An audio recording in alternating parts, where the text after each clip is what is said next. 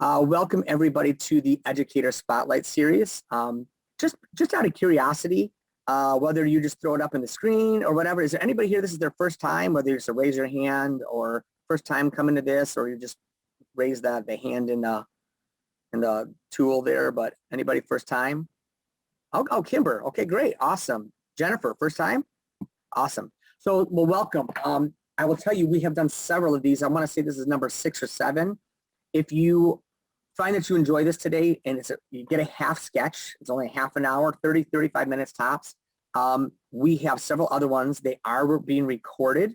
So just to let you know, these are recorded, but you can go back onto our YouTube channel or to our website to find the link, or better yet, go to the learning stream, to the PD Hub, and sign up, and you can actually watch previous ones that are recorded, and you can still get the half sketch for it.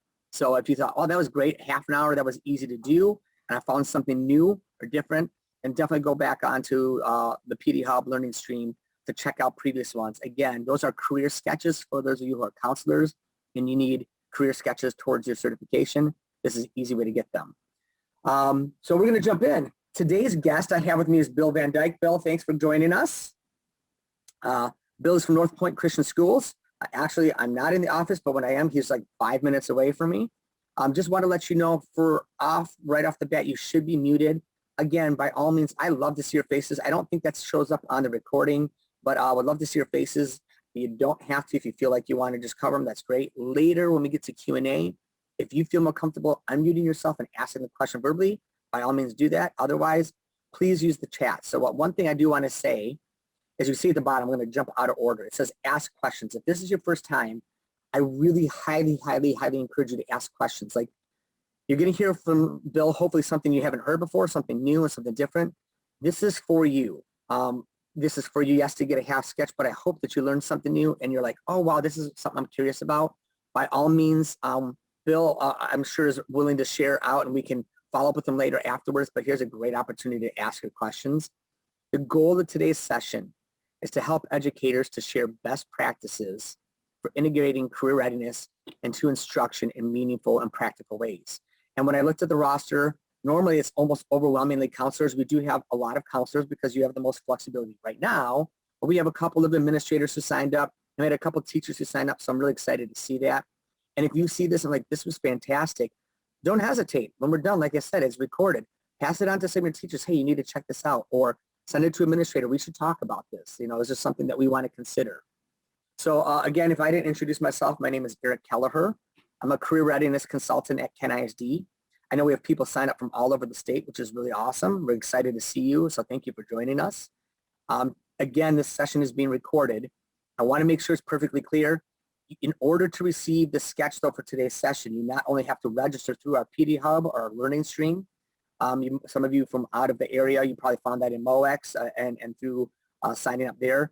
At the end, you also have to fill out our survey. In order for us to justify and to show, like, yes, you completed this program, you need to fill out the 6-digit code that I'll provide to you at the end. That'll take you to a survey, and then you can complete that, and then that will give you your credit. For those who are watching with me live, you'll get the credit right away within the next week or two.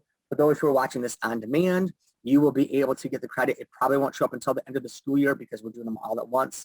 But if you're looking at for recertification, you will get that. The bottom line for the program is we're trying to help you find new and innovative ways to do instruction. My job, obviously, is career readiness.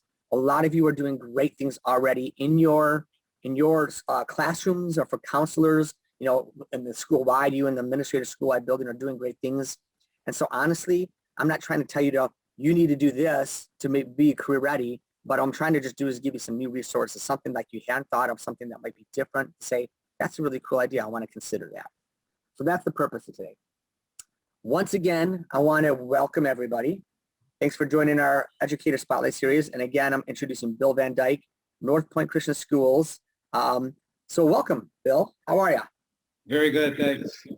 Well, as we get started here, why don't we just take just a couple of minutes, and I'm going to go ahead and turn off the screen sharing so that we can just chat face to face.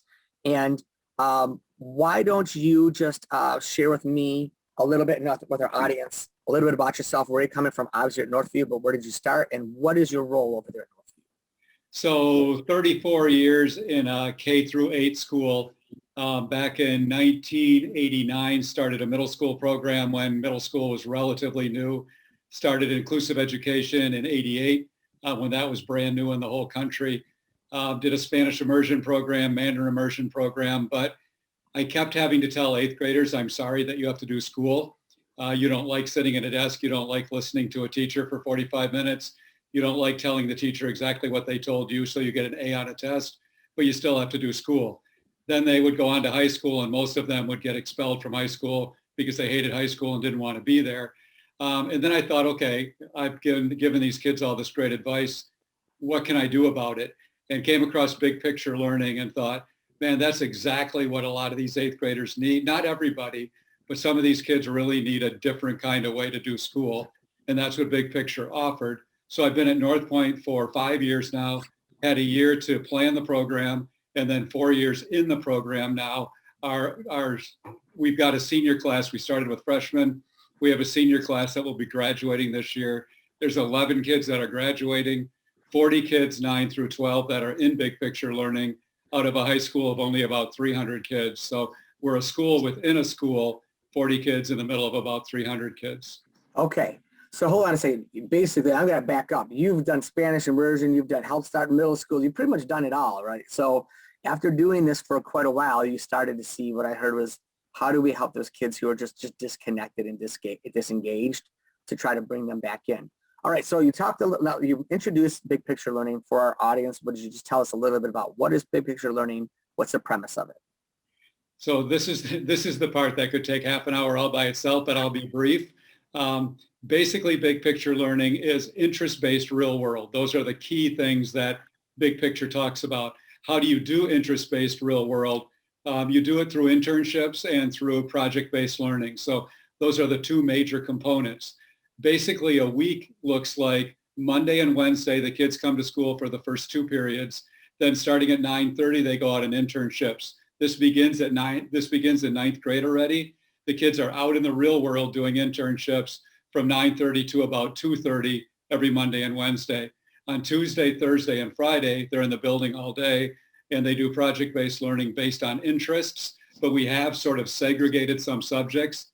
Doing math in a project-based learning format is super hard because math is so sequential. So we do have a dedicated math teacher, but we combine social studies, history, and English.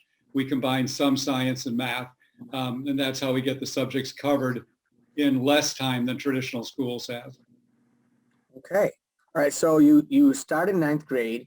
You are in class then? Am I hearing that right? Is it 2 days or 3 days a week that you're in class? 3 days a week in class, full time, every day, the first 2 periods. Okay, every day for the first 2 periods. What happened there is sort of funny. In the beginning, we had the kids out on Monday and Wednesday all day, but most of their internships didn't start till 9:30 or 10 o'clock anyway.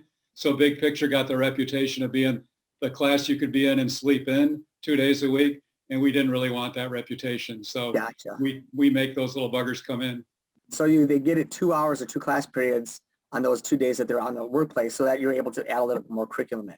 All right, so I guess, and by the way, anybody who's paying attention to you, have any questions, throw them into the chat, and at some point I'll definitely make sure we open it up if you would rather ask your questions verbally.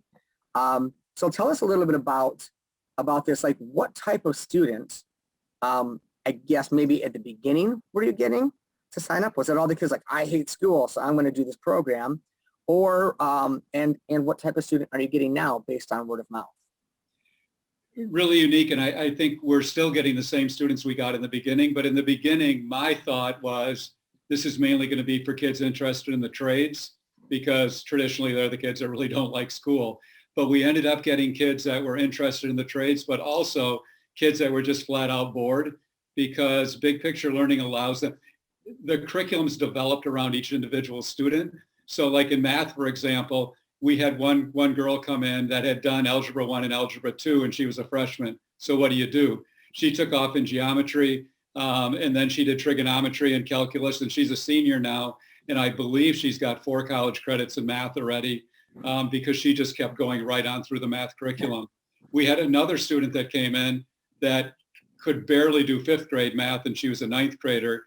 She's a senior now. She's doing 7th grade math, but she gets it for the first time in her life. So We've had top students that were bored and wanted to go super fast, and we've had super challenged students that needed to go at their own pace, and were able to do that in this program.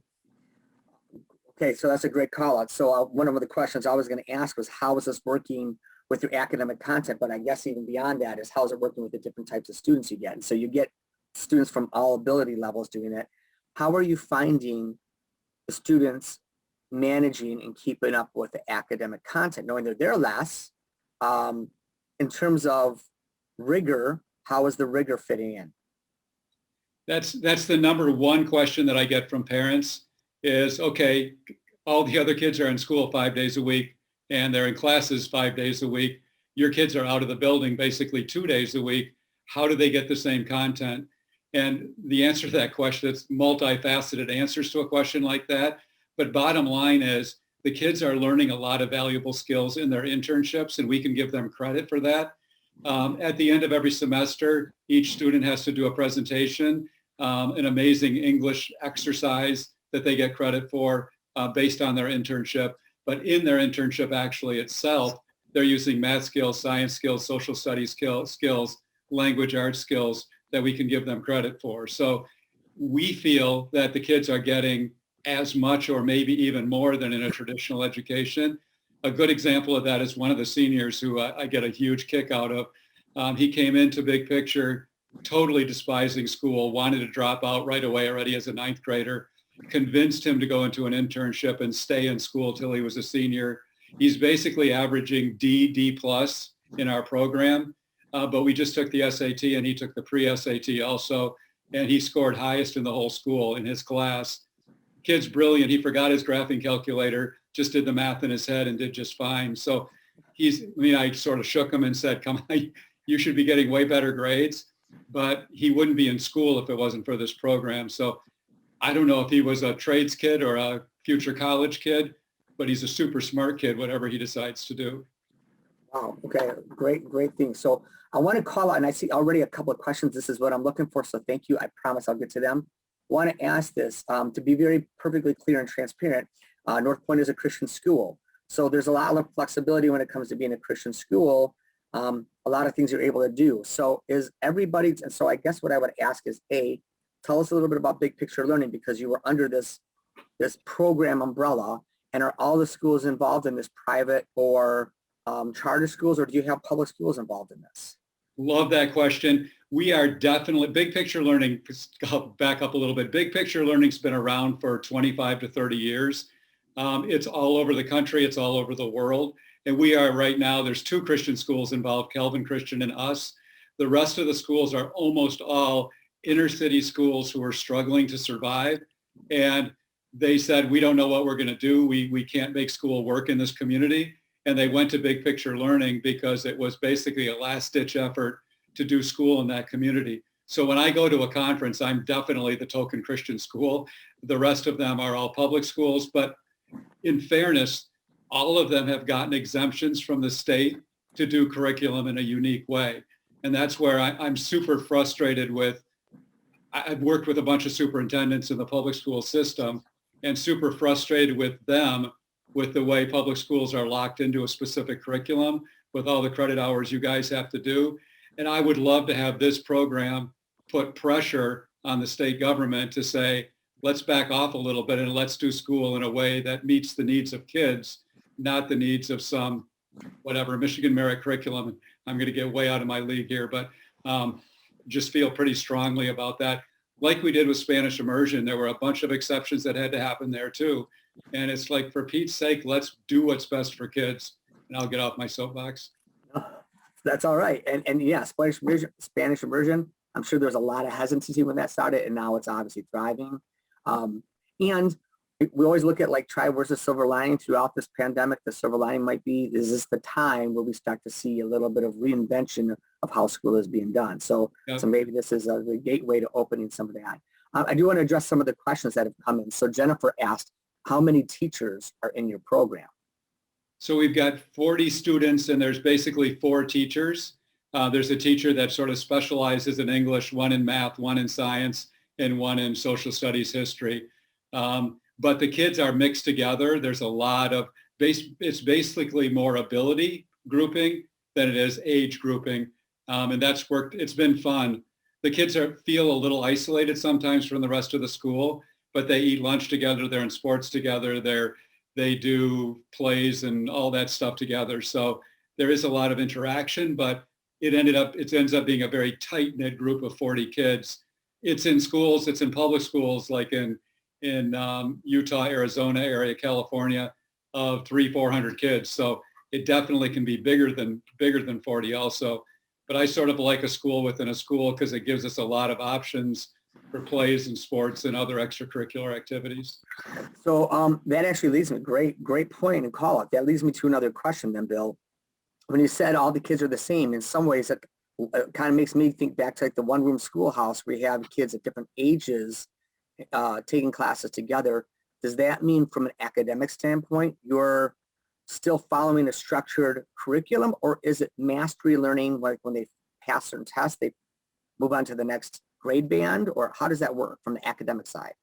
It's basically the mastery learning side of that philosophy, but again, based on what's best for the student, because there's some students that God just did not create to do math. Their brain does not work that way. And to jam them into 3 or 4 years of math when they're just putting in seat time and not really learning anything, it just didn't make sense to me. And I don't think it makes sense to any of you guys. Why do we do that?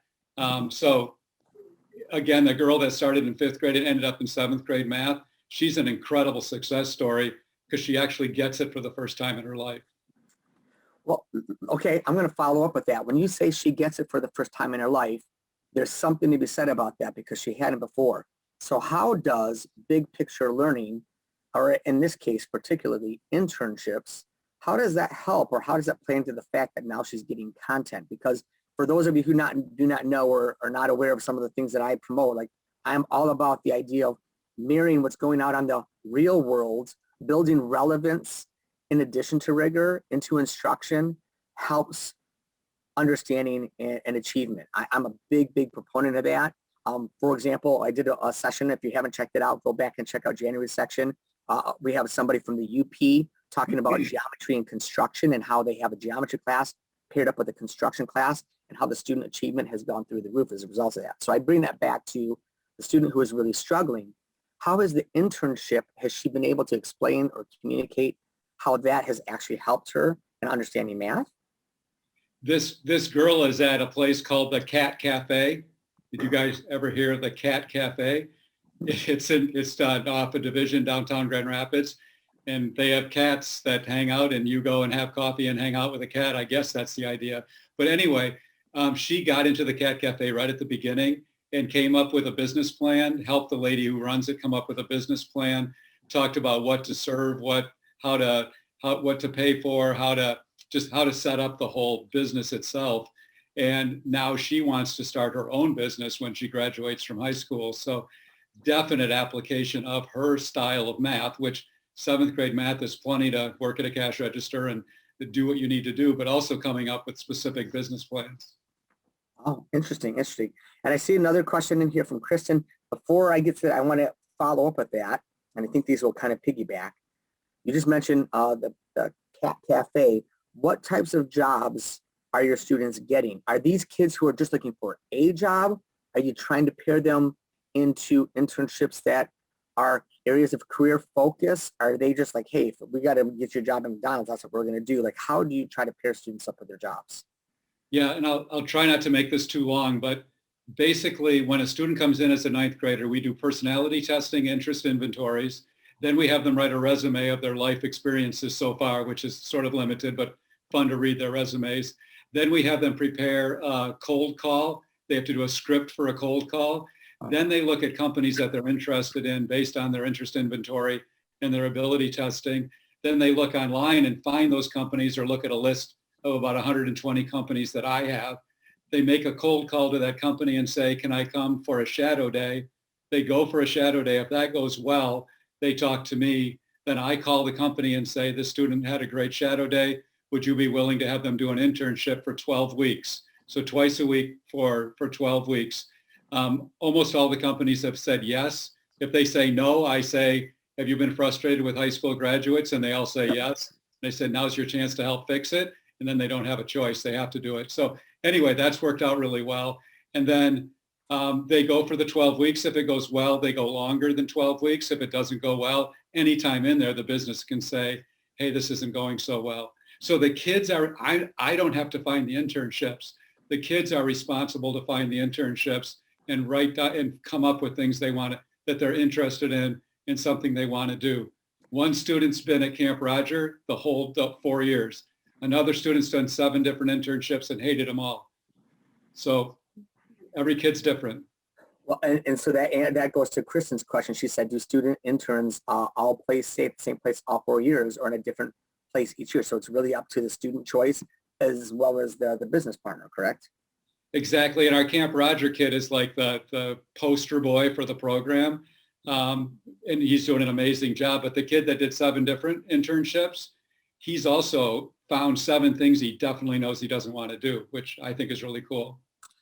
I see another question came in. Before I get to that, I wanted to follow up. So the kids, when they go to do these internships, I know just talking with some people who do WBL in their districts, that sometimes they have a hard enough time finding placements for kids who are seniors just because, oh, you can't do this or that until you're 18. So how much more difficult is it to try to find some of these internships for kids who are 13 and 14 years old?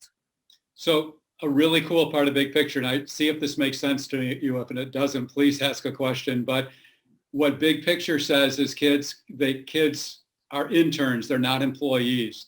The Labor Department, the U.S. Labor Department came out with a ruling that I can share with you guys that said, if a student intern comes into a business and they don't take somebody else's job and they don't get paid, and our kids may not get paid or get, like when somebody wanted to give one of our kids a battery operated drill, they can't get any remuneration at all. If they don't get paid, they don't take somebody else's job and they're an intern, they're not an employee. If they're not an employee, the labor laws don't apply. So I've had a freshman, a 9th grader in a crew that did roofing. He was as safer than many of the adults. The kid was born in an orchard. His parents owned an orchard. He had been working with his hands like that since he was born, basically. So they can weld, they can ride lawnmowers, they can do anything that an 18-year-old can do. And the federal labor department's the one that made that ruling, not Big Picture Learning. That's really interesting. So that does answer Amy's question. Are students paid for the internships? And that's a no. But one of the biggest questions I've been talking with people who are either doing WBL, work-based learning, or interested in getting kids internships, they say they have run up to roadblocks, and the roadblocks are, oh, we can't do that because you're not 18. So you're saying if you are an intern and you are not an employee and you're not getting paid or any remuneration, then you can actually do everything. Yep. Within OSHA standards. Right. And in the beginning, when I first started, nobody around here had heard about that. Frederick Meyer Gardens was the first group to vet that. And they checked it all out and said, yeah, this is legit. But at Frederick Meyer Gardens, they don't let kids ride lawnmowers because they decided we don't think that's safe. Well, that's perfectly okay. But legally, they're still allowed to. So convincing HR if that's interesting. HR has become one of my new swear words. But you got to do what you got to do. Right. All right, guys, keep the questions coming. In the meantime, I have just a couple of more. So I'm going to ask you, I'm going to shift gears a little bit. So you've had kids come through this program. You have 40 in there right now. You've had kids of all ability level. My guess is, especially dealing with freshmen, kids of all maturity levels, I'm sure not every single kid makes it through the program completely. But let me ask you, in terms of the kids who've been there for 2, 3 years now, 4 years, what are you seeing in terms of their maturity level? How does that relate both to how they behave in the school, in the classroom, as well as what you're hearing from employers in the workplace in terms of just their employability skills and how that translates to the classroom? 2 different parts of that. First of all, with the freedom that Big Picture offers, some of the kids handle that really well, and other kids spend a lot of time in front of the vending machine, which makes the program look bad. So, we've got to deal with the reality that kids are kids. In the other area, like employability, I've had so many of the mentors, the people that work with the interns, say, I want to hire this kid now, and they're a freshman or a sophomore. We've had like 3 or 4 kids go through Chick-fil-A, which is an amazing internship, by the way. And Chick-fil-A has in fact hired a bunch of them. So they can't get paid on Mondays and Wednesdays, but if they're working on Saturday, they can get paid. So that's gone both ways. But the ability of these kids to speak in public, I think that's the biggest single thing I've noticed. They have to present to us here at school twice a year, but they also have to be in an adult world where they have to have opinions and share thoughts and be problem solvers. And that's what the employers really appreciate. And that's what the teachers here at school have seen big time. That's great. And so you're seeing that there's a maturity level and employability that comes, obviously and so that, I guess one other question would come to, what is the retention rate, and or just like the employers can fire students, do you fire students from the program saying this is just not a good fit for us? Or, so I guess I would say, again, retention rate, but also like, what is that on both ends to say, hey, we've tried 3-4 different places and you're just not working out. How does that look? Yeah, we've had kids come into the program and kids leave the program. And the good news is we had a junior leave the program, go back in traditional education, and they did fine. There was no gap. They fit right in. We've also had kids as late as the senior year come into the program, and we've been able to incorporate them. A little tricky as a senior, as a junior, not a problem at all. So that's worked out very well. But I forgot the second part of your question. Just retention rate. What is the retention rate been in general? Yeah, in general, the retention rate's been really good, and a lot of curiosity about the program from parents that are enrolling their kids in school. And of course, you said they can join at any time. Like you start them in 9th grade, but if they decide they want to start this program in 10th or 11th, they're not falling behind or missing anything because they're just picking their own internships. Is that right? Exactly. So we run them through the same process of interest inventories and all that stuff right from the beginning whenever they come. So I guess one final question, unless I see any other questions from our audience. I guess my final question to you is so one of our counselors or an administrator on here sees this and says, I'm really interested in curious about this. I don't know that we could do it exactly as big picture learning. Is there flexibility and variation so that whether that's through a work-based learning program or something else, that they're able to find and make some adaptations to see what works and fits for them? My all-time favorite thing about big picture learning is I have never met a group of people that are more open to doing things the way that work best for you. You know, big picture learning is all about meeting each student's individual needs.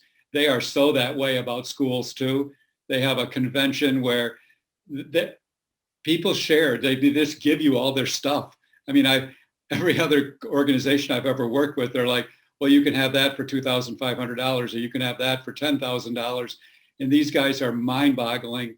If you look up bigpicture.org, there's a guy that's in charge of our area, just super open to helping any way they can and allowing schools to set the program up the way that works best for them. So it's an amazing organization. Great. And just as if any of you have come to my teachers in industry, especially when we were person to person, Bill was there like pretty much all the time, or at least a couple a year, because he was out there on the recruiting trail. So that's another great way to go and find employers to try to recruit. We're almost out of time. I have one final 2-part question, but before I do, I promised some people wrote their questions in. If anybody has a specific question they want to ask Bill, I want to give you a chance to do that. So I'll give a 5-7 second pause if you have a question. If you guys feel like putting in the comments, I'm just super curious if you feel like this has merit or you're like, boy, what a bunch of baloney.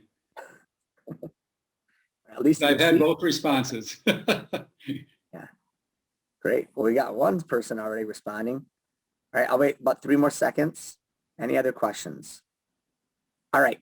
So I have my final question, and then I have to wrap it up here, Bill. Question to you is, what would you say is one thing that has been a lesson learned? Like, oh my gosh, we blew it here, but we've made some adjustments and we've tweaked it and we found some success. You know, after like, where was the part you said, now we got to change? Yeah, the single biggest thing that you guys would run into, because all of you would start with 9th grade, well, maybe you wouldn't. Maybe it'd be smarter to start with 11 or 12, but 9th graders are being social and with their friends is more important to them than life itself. So to tell 9th graders you're going to be in a cohort of 10 to 15 kids and you're not going to be part of the 300, you really have to go through some hoops and jump through some hoops to get them to understand that long-term, this is going to be best for them. But beyond that, just totally blown away by the business world and how much all the people out there who own businesses desperately want to work with the schools. They are 100% on our side, and they'll do whatever it takes to get kids ready to work in their industry someday. Love it. I'm glad that was a great plug for our local employers. Thank you. All right, so I got to wrap it up here. So I'm going to get back to my PowerPoint just for those who are following along so I can give you what you need. So upcoming PDs, we have another Educator Spotlight Series this month. Our second one this month is March 29th. It is in the evening. So I always try to be flexible, try to mix it up. And this particular teacher, Jennifer Mannion from Lowell Middle School, she said evening would work best for her. So if you say, hey, that works great for me, check that out. That's also in the PD Hub to be signed up on. April 19th, our first group of counselors. So we have 3 counselors from Byron Center High School. They're going to be coming on and sharing and talking about a program they did with me. They're going to talk about educators in the industry I did with them, and then some follow-up activities. On March 23rd, we have our next Educators in Industry. If you've never checked that out, we basically meet for an hour and 15 minutes with employers. We have Bean Garter, an accounting and finance company here in town. And then April 16th, the Center for Physical Rehabilitation and Healthcare, we're going to talk with them. Other opportunities for PD for those of you who are counselors or teachers or administrators looking for those career sketches. EDP training, we did this in the fall. I think they're bringing it back around. Starting on March 9th, it's going to be like several weeks in a row, I think on Tuesdays, if I'm not mistaken. Zello training starts back up. And if you miss this and then you're interested in the career cruising training, that's on March 11th. And again, for several weeks in a row. You can find that in the learning stream. If you have not been part of our Career Readiness Network, we started that back up. We had it several years ago. Right now, it's predominantly counselors. Hope next year is when things get back to, if we ever get back to normal, we have more teachers involved with that. But that next session of Career Readiness Network is March 25th. I want to say that's 2.5 hours, and it's an opportunity to talk about a bunch of different things in career readiness. I just want to mention, I've said this, nobody's taken me up on it yet, but I'm hoping soon. If you find what you saw today to be interesting, like that's really cool, hey, we're doing some cool stuff, or I know such and such, and you want to kind of tell someone that they need to just do this and be a participant, fill out this survey, bit.ly/spotlight guest. That's bit.ly/spotlight guest. I have all my slots for this year filled, but I'm already looking ahead to next year. I've gotten some good feedback from you, say you really enjoy this, but I need more guests to say, hey, I'm doing this. A lot of teachers have been like, one teacher in particular said, I don't do anything special. And I really had to tell her, but you are. Like, you're doing something that some people aren't. And that's just a great way to share that story. And if you're a counselor and you're saying, well, this is for teachers, it's not. If you're a counselor and want to share your story, please, or put your administrator under the microscope and say, hey, we're doing some cool stuff. Let's get out there and talk about it.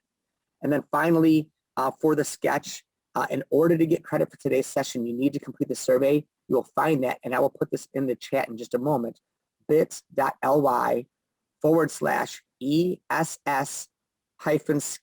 SCECH, bit.ly/ESS-sketch. And the 6-digit code you need is 516239. Again, the 6-digit code is 516239. Again, in just a second, I'll put it back into the chat.